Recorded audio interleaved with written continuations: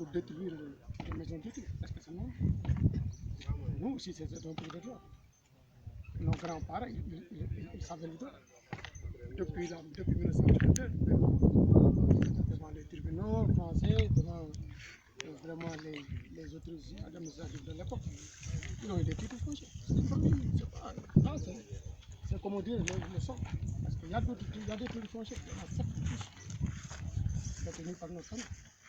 Et ça, c'est le reste où nos grands-parents cultivaient.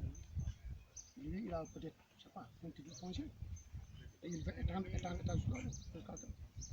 C'est ça le problème. Il ne vous a jamais montré le papier? Non, il n'a jamais montré. Il n'a jamais montré le papier.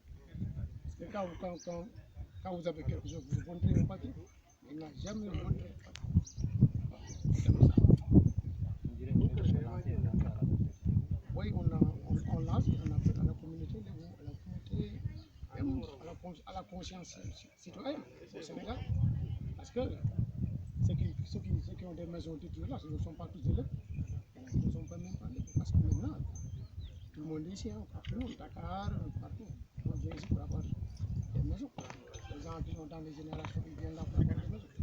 Quand on détruit les maisons, c'est grave. On ne dit pas que. Bon, si c'est la vie, mais comme ça, un homme se lève comme ça, avec sa machine pour bombarder des maisons. C'est pas normal. Oui. Comme je l'ai dit, nous avons une famille, on connaît la justice. On va saisir nos avocats. Parce qu'ils nous appellent sur le terrain. On connaît ça, la justice. Mais on appelle l'État en attendant d'arrêter ce projet. Parce qu'il peut poser des dommages vraiment. Ndakala yo forer.